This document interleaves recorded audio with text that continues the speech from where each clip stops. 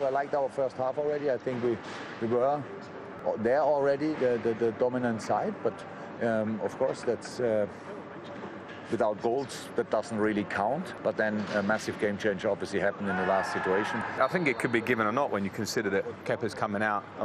If anything, I'm a bit surprised about the fact that it's a yellow card at first glance that gets changed. If it was given as a red straight away and they continue with that, I think it was somewhere in between. Your first goal was a typical Liverpool goal. Yeah, sure. I think everybody knows how is Mo and Bobby great players, so we know each other for sure. And when I saw Bobby got the ball, I know he will chip in the edge, so I try to be there as I can. And lucky I got the ball and I scored, so really happy for the team and really happy.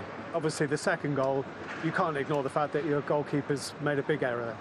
Yeah, big mistake, clear mistake. And then when you reflect on the half, you say we're 10 men for half a game against Liverpool. Without that mistake and with the penalty, we draw the game 1-1 and actually have a couple of other little breakaway moments. So I'm actually happier in lots of ways than I was after Brighton on Monday. Have you made a decision on Kepa? Is it influenced by what you've seen today? No, and I don't want to say any more about it. I don't know what the German for a metronome is, but you know, it's that thing that goes on a piano, keeps everyone in time. Yeah. That's Thiago. Yeah, and from time to time he goes in between. So it was the perfect start for him. I think he enjoyed it a lot, and the boys helped him massively. No, it was good, just good. Quite a lot to get through in this one, so let's get straight to it. And the yellow card that then became a red card, which you actually think was done the right way through VAR. Yeah, it was absolutely... It was the right decision. Super movement from Mane again. Yeah. He's so good at that. Magnificent. Let's focus on the front three then, because we had this debate in the office. You know, how many times do you do the front three? But when they do what they do, you can't ignore them for the analysis. You can't. It was a magic moment. It was a game changer in terms of, you know, demoralising the opposition when you're down to 10 and you score. Yeah, everyone behind the ball. How do you get behind them? You pass, you move with pace, with precision. Yeah. And they were awesome at it in that instance. And the movement from Mane with the header. And that's not the Chelsea we're going to see in a month or two. They have got some players to come back, of course they have. So it'll be interesting to see how that team evolves when the new signings come in. Well, let's kind of develop that a little bit by looking at the Kepa mistake, but maybe reasons behind it, and also the debate about whether maybe even Kepa should be starting if his confidence is shot because he knows that he's going to be replaced. Well, they've got no chance of winning the title. Mane again, I know that, but he's shot. He's gone to pieces. And as I said, I'm surprised that Frank's playing him.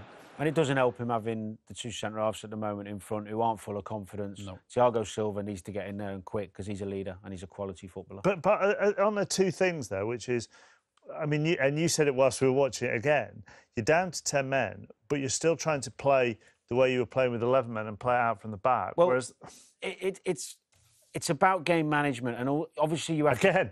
It is because the manager instructs you, and if your philosophy is playing out, of course, it's hard to just switch. But it's about variation. Liverpool are going to press. They're one of the best teams at it in the world. They're brilliant at it, yeah. You know, so you're going to go long, get someone up, get an out ball, win some second balls, have a breather, you know, and then when they drop off a little bit, if you have some joy, maybe play out, mix it up. But all they did when they came out was pass. Liverpool, bam, they're two goals down before they know it. Look what Liverpool and City did in terms of goalkeepers. Yeah. They were desperate for top-class goalkeepers to go and achieve what they wanted to do. Chelsea are now in that position. They're not going to win the league, unfortunately, with this goalkeeper. Just quick, I appreciate this is now with hindsight after the first two games, but would you rather have started Caballero this season? I think so, to try and protect their investment, because saw it last week, we're seeing it again. Would you? With hindsight. Yeah, with hindsight. there is an argument to say you're putting him in the shop window for others, but I suppose, you know. That's why the punditry is great, because it's always with hindsight. Right, Thiago, a word on Thiago, because there's a great stat here on Thiago as well.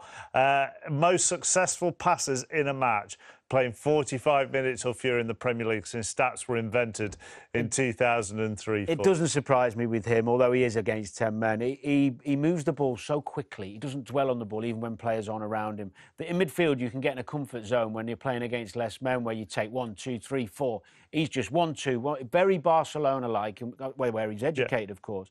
He's the nearest thing to Xavi, really. That's why he didn't get in the team. Obviously, they had Iniesta and Busquets.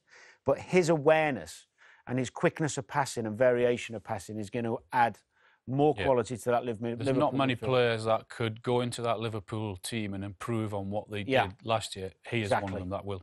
But what it might do as well, and I know there was injuries today, but then Fabinho goes alongside Van Dijk. So the options increase defensively He as well. He did very, very well, yeah, absolutely. Right, on to